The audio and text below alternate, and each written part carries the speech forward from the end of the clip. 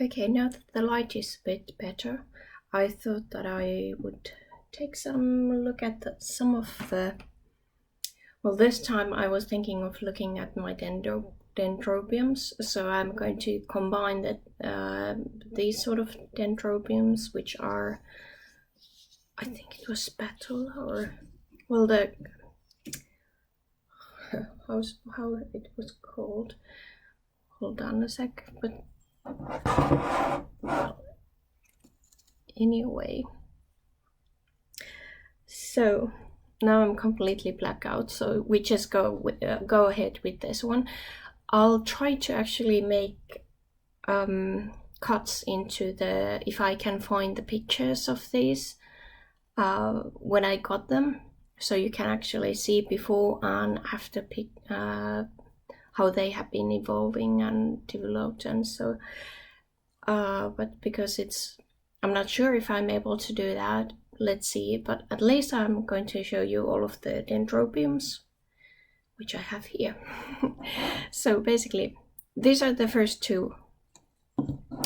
It actually went like this.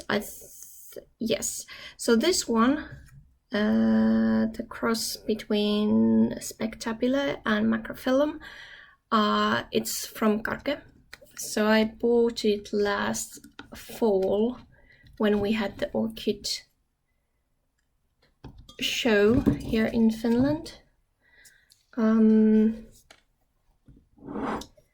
Yeah, so as you can see, the pseudopulse, which are wrinkled, a bit more wrinkled.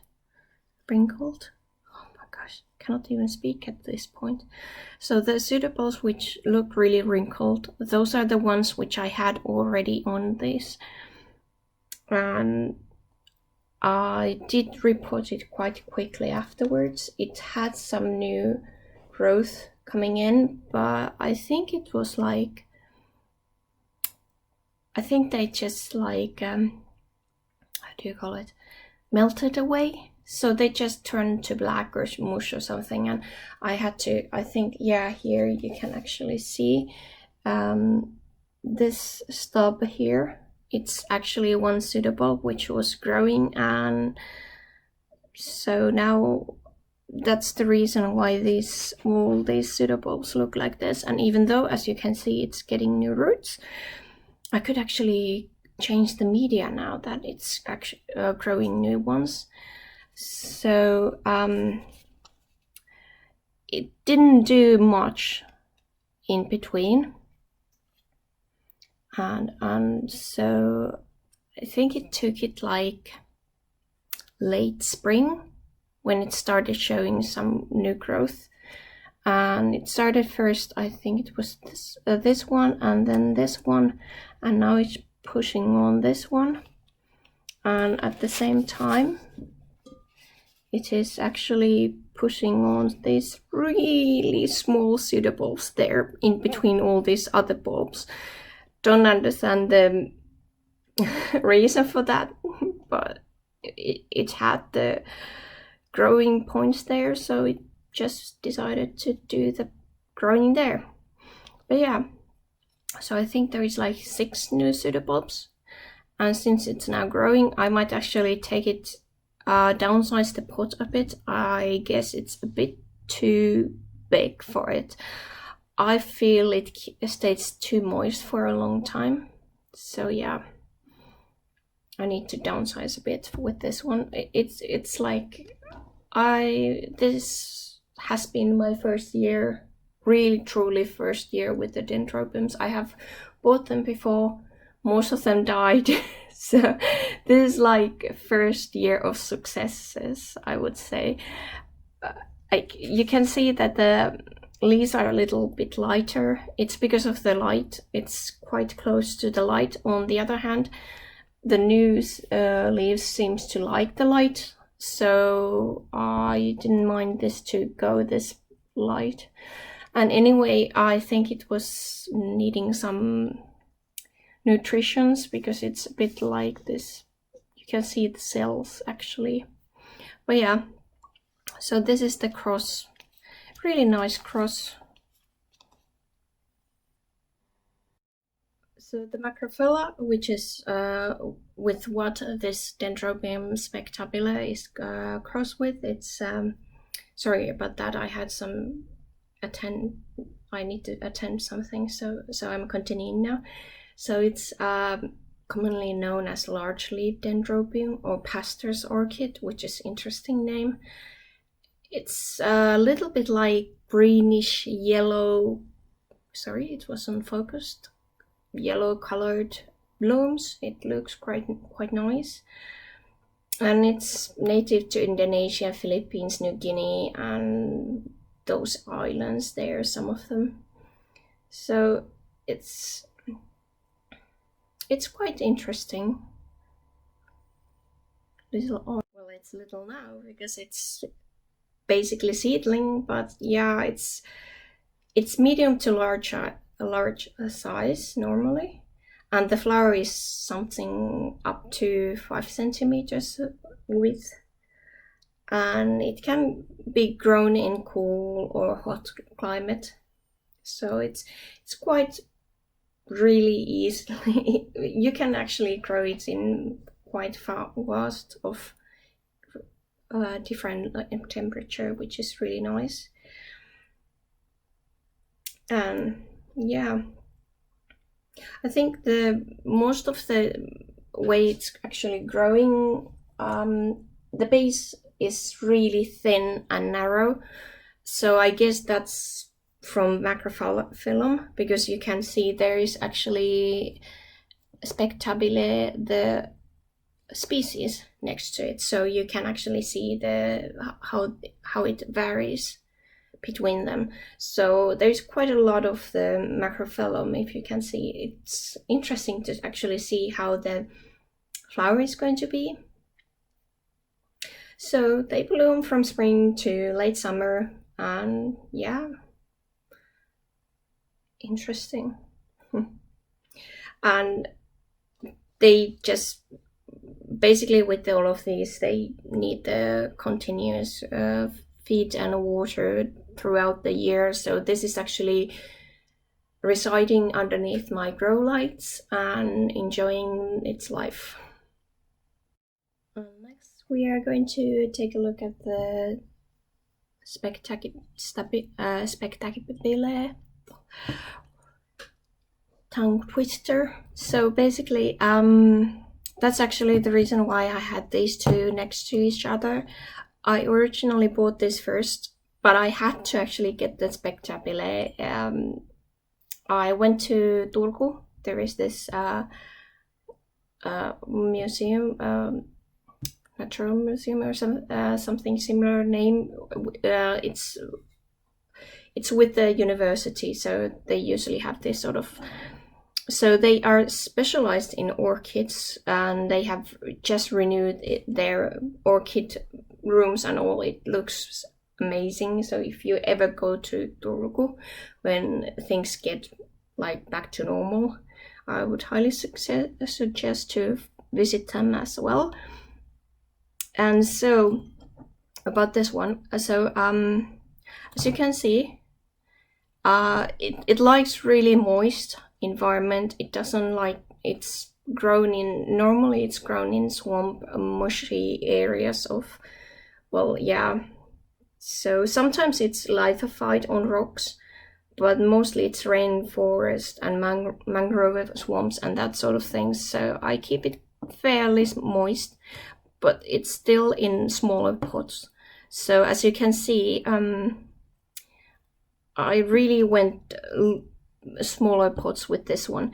It has slow releasing fertilizer, which I did something new this year. I actually added to everybody during the springtime the fertilizers in order to just keep them up with the feed, because I think I had been feeding a little too low last year and year before, but I was just learning with the orchids, and I don't have any TDS meters or anything. I just ordered one. It's coming hopefully. But yeah, so I've been just calculating from the packages, and yeah, so I didn't feed them that well. So this year they got this slow releasing, and then they have also that manure thing, the chicken one.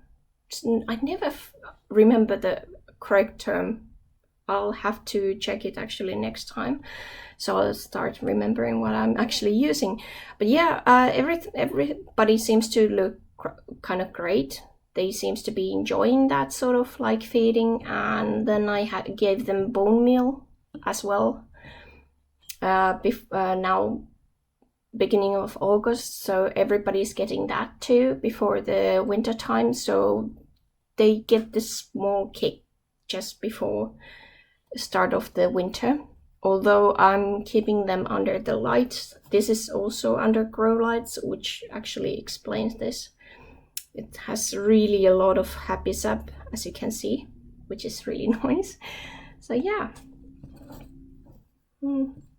don't see any roots yet from this, but just look at that base. In comparison to this one, I'm quite certain that this might actually become quite big. Yeah, I think this is already the leaf. Yep. So there's the pseudobulb. Yeah, fairly big. Not that big as the previous one, but it's thicker. So I'm really happy about that. So let's see how big this is going to be. Oh, my hand is really mushy. I mean, full of that sap. So it's sticky. That's the word. Okay. But yeah, these were the Spectabile group. Let's see the... Oh, Latoria type. I think that was the word. Haha, yes. Okay, but anyway, I'll get back to with the other ones.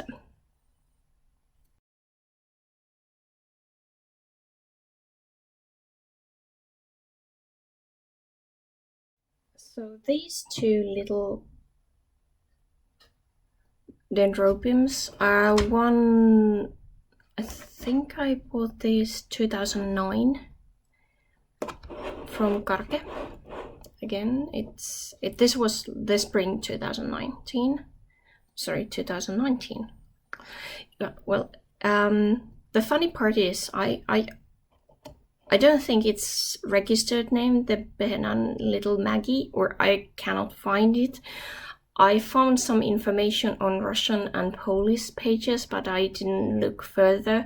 But anyway, I could only find from Karke this Dendrobium Penang Little Maggie, so I don't actually know what's behind this cross.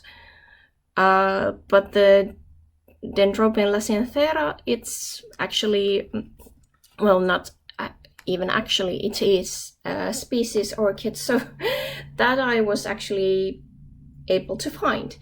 So if you know anything about the Little Maggie, please let me know down below, so that I could actually search for it, because at this point I'm completely going with the care requirements of the laciniathera. If you want to pronounce it this way, laciniathera is which I would pronounce in Finnish. So pick your R, whichever way you want to pronounce it. But yeah, it's again a large sized orchid, the laciniathera. But these, I don't think they get any bigger than this. This was actually one plant, but it's just, the rhizome just got split. So it was really like wobbly. That's something which I have noticed with most of the Karke orchids. They seem to like go into pieces. I don't know if I had bad luck or something. Maybe somebody has better luck, but for some reason all of mine just got like broken. And again, I have repotted them way too big pots, so I really have to downsize, because if you can see, the roots doesn't like this. Actually, if you think about it, this is actually growing, the laciniathera is growing as epiphyte next to damp, humid rivers and streams. in lowland forest. So Finnish home is not damp, humid river or stream. So I guess they don't like it this dry. So I have to actually repot them, figure out the potting media, and then just, yeah, I don't think they like it. But on the other hand, if I repot them now, they don't like even that much. So I just have to keep them moist and hope they'll push on new roots at some point soon again. Maybe there, not sure. But yeah, it's like they don't like it. So I've been taking care wrong way because it's, I don't know, maybe I've sort of thought they are similar to Dendrobium phalaenopsis, but yeah, it's live and learn. So I'm going to wait for new root tips and move on and just keep them soggy bottoms. So that's the only option. I cannot like repot them now because I would just destroy the little roots that they actually have. So I really need to work on it. I might actually put some more sphagnum moss on those roots to keep them moist until they actually get their act together. So yeah, but lesson learned with these spatula, was it spatula? Yeah, well, anyway, this sort of like antelope type Dendrobiums, just use smaller pots if you can. So at least in Finland, in normal generic Finnish home. So if you have a like tropical heat room, go ahead, use bigger pots, or you have inorganic media, that might actually work. But with now, I don't think they are that happy, and I don't understand why they have this sort of thing, because I haven't seen any like pests or that sort of things, and none of my other orchids have that. So I'm not sure if it's like this funny looking surface. Is it because of how badly I have been taking care of them? This is like a new pseudobulb. There's a new one growing, which I'm waiting to actually push on new roots. These are actually the older ones, so this should be pushing new roots at some point, so I can actually repot this whole thing. But yeah, I don't think it's going to actually like flower before I get the conditions right. I might actually put humidity tray underneath these just to keep them humid enough, or the surrounding of them, because of the marshlands in Papua New Guinea. And not this Nordic dry winter air, which we usually have. So let's see if I'm able to actually tweak a bit for this one. But yeah, lesson learned. But they grow. At least they grow. So it's not like impossible to get them grow and get them established again. So it just requires some time to actually learn how they react. So this is how I actually work with the plants, that I just try different things with them, and then it's difficult to say, but you know that feeling when you feel like, okay, yes, now I got it. Now I know how to, like you saw my spectabile ones. I have got it right with them. So I'll try the same thing with these ones. Maybe I'll get it to work a bit better. It could have been better for me to actually check more. I might have checked them when I ordered them last year, but after that I haven't checked. So this was the first time I really read again about the Lacentera. So I really have to reconsider my way of growing these orchids. But yeah, I think I have 2 more which I'm going to show you, and then I'm finished with all my Dendrobiums.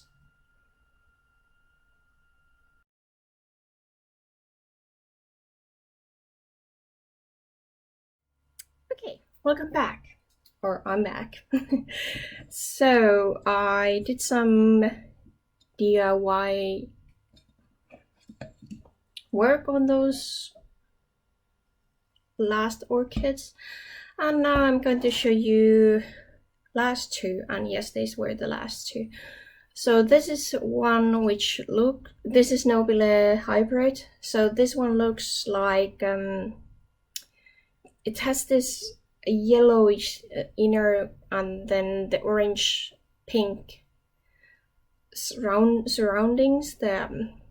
I might actually find the picture I took last year or last summer of this. I bought it from normal nursery in Jyväskylä, northern part of Finland, or the middle part, they say, not the geographical part, so that's totally different. Geographically, that's not even close to the middle of the Finland. But anyway, as you can see, this was one of those which had some, yeah, you cannot see. Now you can see. So you can see there is the stumps. So someone was kind enough to actually cut off the some of the, there is like 3 pseudobulbs, which is too bad, but because these 2 canes were actually flowering, so I guess they just wanted to have like really spectacular view of the blooms and not have some other bad looking chopstick thingies there. So last year when we were learning, this is potted quite good medium for this one. It's in my environment anyway, so it's a mixture. And as you can see, I have the slow releasing fertilizer here too. And all these canes which doesn't have any leaves, let me get you down. Now you can actually see these are so big, so if I take them further, yeah, now you can actually see something. But anyway, the light is not that good, but hopefully you can work with this one. So they are last year's canes which grew. There was like 3 of them, I guess, because they were the only 4. Yeah, 4, because that's like underneath their funny way. So this is like a cakey maybe. So all these which have leaves, they grew this year. I could try if I would actually take off the string. I attach it because it's easier to move around. I had these, like, I had to move them around the whole summer because of the weather was so bad. So this was like, these canes were tangling everywhere, so I just put them all together like this with the string so that it wouldn't get cut off.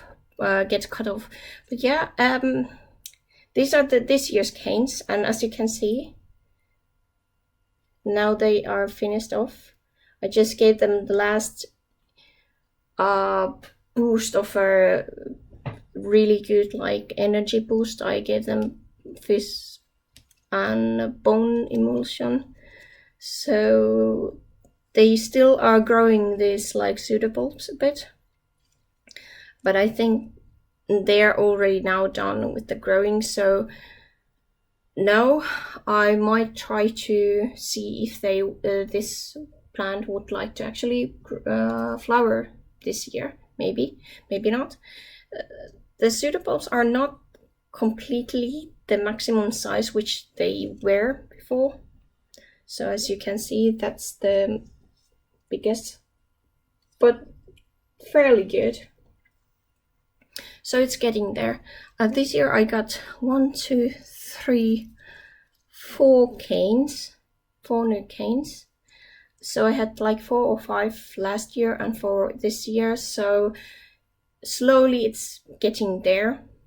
So I think I could try to let it bloom this year, maybe. Let's see. But yeah, next year I need to actually change the bark, because it got some roots, really good looking roots system there, down there. But the problem with this bark is,